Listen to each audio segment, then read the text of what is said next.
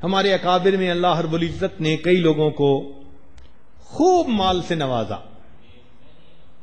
چند واقعات آپ کو ان کے بھی سنا دوں. سیدنا عثمان غنی رضی اللہ تعالیٰ عنہ،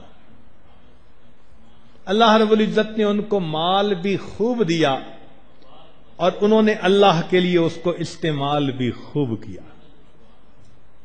چنانچہ مشہور ہے کہ مدینہ طیبہ میں پانی کی کمی تھی. ایک کنواں تھا جو یہودی کا تھا اور وہ پانی بیچتا تھا. لوگوں کو بڑی تنگی تھی کہ کہاں سے پیسے لائیں پانی خریدنے کے لیے. عثمان غنی لان اس کے پاس گئے، بھائی کنواں بیچ دو. اس نے کہا میں کیوں بیچوں، مجھے تو پیسے ملتے ہیں، پانی بیچتا ہوں. بھائی منہ مانگی قیمت لے لو. اس نے کہا نہیں، میرا بزنس ہے. عثمان غنی لانو بھی بزنس مین تھے. فرمانے لگے کہ میں تجھے ایک مشورہ دیتا ہوں اگر تجھے اچھا لگے. کیا؟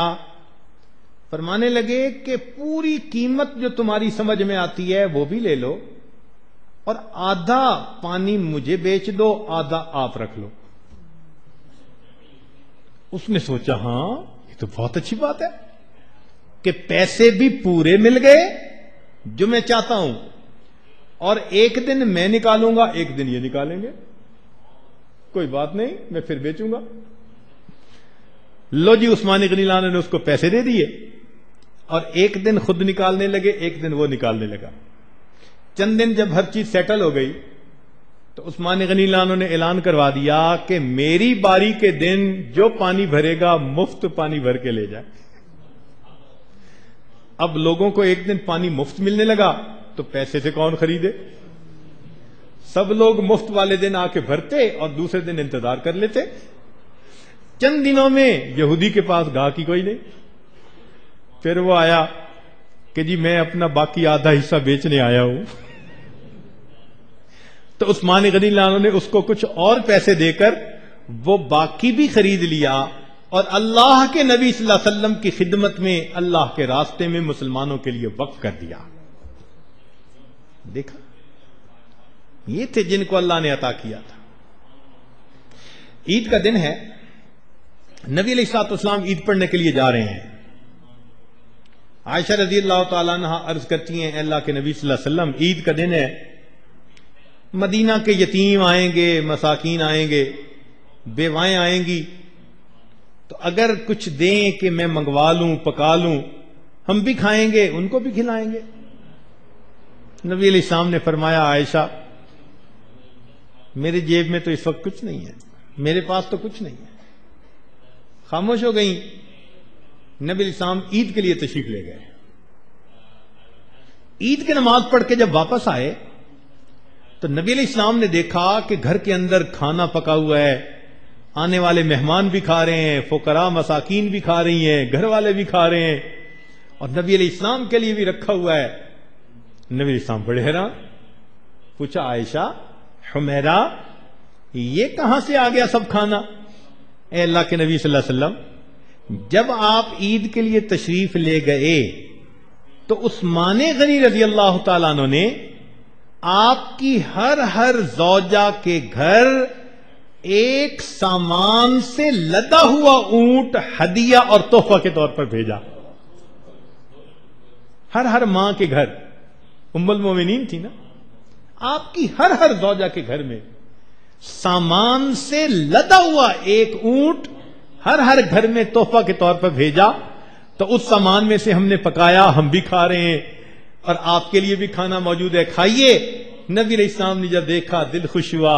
نبی علیہ السلام نے دعا دی یا رحمان سہل الحساب علی عثمان، اے رحمان عثمان کے لیے قیامت کا حساب آسان فرما دے. حدیث پاک میں آتا ہے جتنے مالدار اس امت میں ہوں گے ان میں سے سب سے زیادہ آسان حساب اللہ تعالیٰ عثمان غنی لانو کا لیں گے. دیکھو اللہ نے نعمت دی، اس نعمت کو کیسے استعمال کیا. مدینہ طیبہ میں گندم ختم ہو گئی، لوگ پریشان. جب گندم ختم تھی عثمان غنی لانو کا ایک قافلہ جو کئی 100 اونٹوں پہ مشتمل تھا، وہ گندم لے کے شام، بلاد شام کی طرف سے آ گیا۔ اب جیسے ہی وہ آیا تو تھوک والے ہوتے ہیں نا کچھ لوگ، تو کچھ لوگ پرچون والے، تو وہ جو تھے نا پرچون والے وہ سب آ گئے کہ عثمان ہمیں بیچ دو، پھر ہم آگے بیچتے رہیں گے۔ پوچھا کیا دو گے؟ انہوں نے کہا جو قیمت ہے اس سے دگنی دیں گے، تھوڑی ہے۔ ایک نے کہا 3 گنا قیمت دیں گے، تھوڑی ہے۔ 4 گنا دیں گے، تھوڑی ہے۔ بڑھتی گئی قیمت، حتیٰ کہ اتنی شارٹیج تھی گندم کی کہ مدینہ کے بیوپاریوں نے 10 گنا قیمت پر خریدنے کے لیے کہہ دیا۔ سوچئے ذرا 10 گنا کتنا نفع ہوتا ہے کہ آپ 100 روپے کی چیز خریدیں اور 1000 روپے اس کے بدلے ملے۔ تو جب 10 گنا قیمت لگ گئی، عثمان غنی رضی اللہ عنہ نے پھر بھی انکار کر دیا۔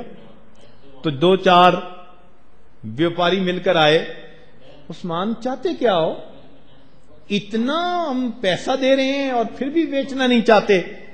عثمان غنی اللہ عنہ نے کہا کہ آپ لوگ مجھے نفع تھوڑا دے رہے ہیں۔ عثمان 10 گنا قیمت دے رہے ہیں ہم آپ کو، یہ تھوڑا نفع ہے؟ فرمان لگے ہاں تھوڑا نفع ہے۔ تو بھائی زیادہ نفع کون دے گا؟ کہنے لگا ایک ایسا پرچیزر ہے میرے پاس جو میرے اس مال کو 100 گنا پرائس کے اوپر خریدنا چاہتا ہے، میں اس کو دے رہا ہوں۔ چنانچہ انہوں نے سینکڑوں اونٹوں کا غلہ اسی وقت مسلمانوں میں تقسیم کر دیا۔ چونکہ اللہ رب العزت فرماتے ہیں کہ ایک دانے کو 700 دانہ بنائیں گے ہم، تو فرمایا میرے پاس ایک ایسا پرچیزر ہے جو میرے مال کو 700 گنا پرائس پہ خریدے گا، 700 ٹائم۔ اور انہوں نے پوری کی پوری گندم مدینہ کے لوگوں میں تقسیم کر دی۔ تو اللہ رب العزت جن کو یہ نعمت دیتا ہے وہ اس نعمت کے ذریعے پھر اللہ کا قرب بھی پاتے ہیں اور جنت کے درجے بھی پاتے ہیں۔ یہ ذہن میں رکھنا، ہماری ضرورت صرف یہاں نہیں ہے میرے دوستو، یہاں تو ہم 70 80 100 سال ہیں نا، اور آگے تو ہمیشہ ہمیشہ ہیں۔ تو بزرگ فرماتے تھے کہ جتنا یہاں رہنا ہے اتنا یہاں کے لیے کوشش کر لو، اور جتنا آگے رہنا ہے اتنا آگے کے لیے کوشش کر لو۔ اللہ تعالیٰ جس بندے کو دنیا کا سیٹھ بنائے، لازماً اسے کوشش کرنی چاہیے کہ اے اللہ میں تیرے نیک کاموں میں خرچ کرتا ہوں، تو مجھے جنت کا بھی سیٹھ بنا دے۔ کیوں نہیں خرچ کرتا؟ اس لیے کچھ لوگ مالدار ہوتے ہیں، کچھ لوگ مالدار ہوتے ہیں اور کچھ مال کے چوکیدار ہوتے ہیں۔ مالدار تو وہ ہوا کہ جس کو اللہ نے دیا بھی خوب اور وہ اللہ کے راستے میں خرچ بھی خوب کر رہا ہے، اللہ کی رضا کے لیے دائیں ہاتھ سے خرچ کرتا ہے، بائیں ہاتھ کو پتہ نہیں چلنے دیتا، یہ اپنی آخرت بنا رہا ہے۔ اور چوکیدار وہ ہوا جو صبح اٹھ کے بینک سٹیٹمنٹ دیکھتا ہے، اب اکاؤنٹ میں اتنا، فلاں جگہ اتنا، فلاں جگہ اتنا۔ نتیجہ کیا ہوگا؟ یہ بندہ کچھ سالوں کے بعد یہاں سے چلا جائے گا، اولاد اس مال پہ عیاشی کرے گی اور باپ کو قیامت کے دن اس کا حساب دینا پڑے گا۔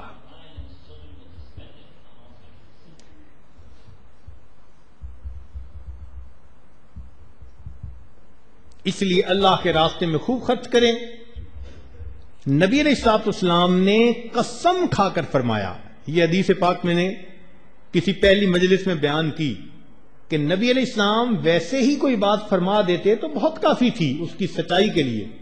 نبی علیہ السلام نے قسم کھا کر فرمایا، جو بندہ اللہ کے راستے میں خرچ کرتا ہے اللہ تعالیٰ اس صدقہ کی وجہ سے اس کے مال کو کم نہیں ہونے دیتے، مال ہمیشہ زیادہ ہوتا ہے صدقہ کی وجہ سے۔ اس لیے نبی علیہ السلام فرماتے تھے انفق بلالا ولا تخش من ذی العرش اقلالا، بلال خرچ کرو اور عرش والے سے تم کمی کی امید ڈر نہ کرو، کم نہیں ہونے دے گا۔ اس لیے اس کو انفاق فی سبیل اللہ، انفاق کیوں کہتے ہیں بھائی؟ عربی کا ایک لفظ ہے نفق، نفق کہتے ہیں ٹنل کو۔ تو یہ جو اللہ کے راستے میں بندہ خرچ کرتے ہیں نا، اس کے لیے انفاق کا لفظ ہے۔ ٹنل کیا مطلب؟ کہ ٹنل میں اگلے نکلتے ہیں پھر پیچھے آتے ہیں۔ سبحان اللہ، کیا کنسپٹ دیا! فرمایا نکالو گے تو اور بھیجیں گے، نہیں نکالو گے تو بھیجیں گے بھی نہیں۔ اس لیے فرمایا انفق علیہ، تم اللہ کے راستے میں خرچ کرو، اللہ تعالیٰ تمہارے اوپر خرچ کرے گا۔ سنیے ایک حدیث میں اب بات کو سمیٹنا چاہ رہا ہوں۔ اللہ رب العزت نے ارشاد فرمایا، نبی علیہ السلام نے ارشاد فرمایا کہ اللہ کے کچھ بندے ایسے ہوتے ہیں جن کو اللہ رب العزت اس لیے رزق زیادہ دیتا ہے کہ وہ ان کے ذریعے سے اپنی مخلوق کو پہنچانا چاہتا ہے۔ یہ ڈاکیے ہوتے ہیں، اللہ ان کی ضرورت سے بہت زیادہ ان کو دے دیتا ہے۔ اگر یہ اس پیسے کو اللہ کی مخلوق تک، نیک کاموں تک پہنچاتے رہیں گے، اللہ ان کو برکت دیتے رہیں گے۔ جب یہ پہنچانا چھوڑ دیں گے، اللہ ان کی بجائے کسی اور کو اپنا ڈاکیا متعین فرما دے۔ تو معلوم ہوا کہ جب اللہ رب العزت زیادہ کسی کو یہ نعمت دیتا ہے تو ساری اس کی اپنے پیٹ کے لیے تو ہوتی نہیں، اس میں اوروں کا بھی حصہ ہوتا ہے۔